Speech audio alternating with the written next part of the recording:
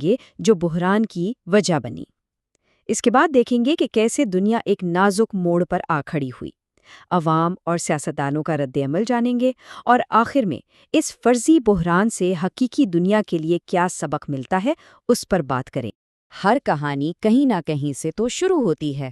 ہماری کہانی شروع ہوتی ہے ڈیٹا کے کچھ بکھرے ہوئے ٹکڑوں سے، جو ہمیں وقت میں آگے جنوری 2026 میں لے جاتے ہیں اور ایک ایسے عالمی بحران کی تصویر دکھاتے ہیں جو شاید دنیا کو ہلا کر رکھ سکتا تھا۔ ہمارے پاس ثبوت کے طور پر صرف ایک چیز ہے، 21 جنوری 2026 کی تاریخ کے ساتھ گرین لینڈ بحران کے لیے 2215 ویکیپیڈیا سرچ ریزلٹس کی ایک لسٹ۔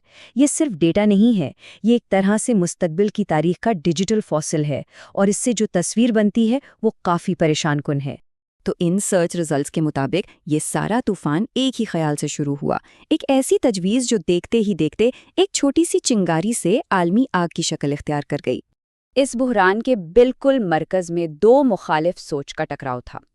ایک طرف دوسری ٹرمپ انتظامیہ کی جانب سے گرین لینڈ کو امریکہ کا حصہ بنانے کی دھمکی، اور دوسری طرف گرین لینڈ اور ڈنمارک کا بالکل صاف اور اٹل موقف، ہماری زمین برائے فروخت نہیں اور ہمارا مستقبل ہمارے اپنے ہاتھ میں ہے۔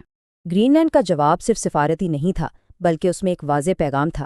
وزیر اعظم جیمز فریڈرک نیلسن کے اس ایک جملے نے پوری دنیا کو بتا دیا کہ یہ صرف زمین کا ٹکڑا نہیں بلکہ ان کی شناخت کا سوال ہے، اور وہ اس پر کوئی سمجھوتا کرنے کو تیار نہیں ہے۔ اور یہ سارا تنازع ایک لفظ پر آ کر ٹھہرتا ہے، خود مختاری یعنی سوورینٹی۔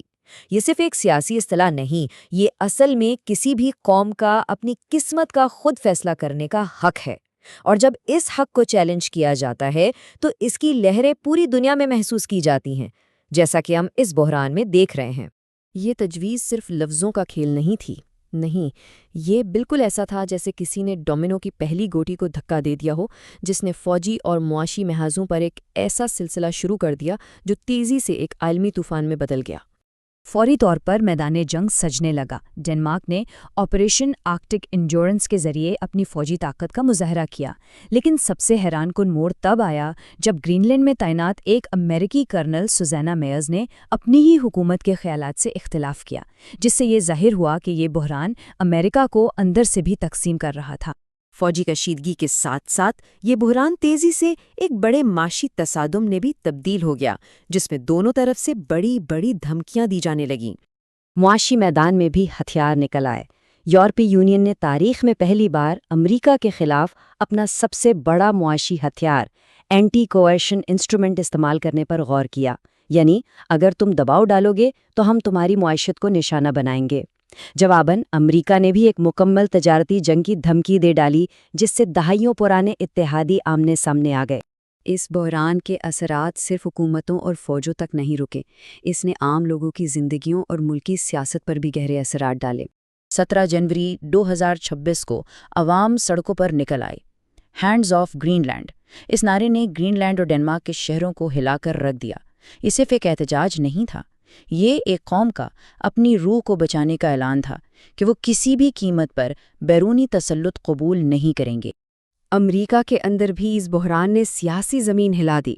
صدر ٹرمپ کے خلاف مواخذے یعنی امپیچمنٹ کی بحث پھر سے شروع ہو گئی، یہاں تک کہ ان کی اپنی ہی جماعت کے ایک رکن کانگریسمین ڈان بیکن نے بھی یہ کہہ دیا کہ گرین لینڈ پر حملہ مواخذے کی وجہ بن سکتا ہے۔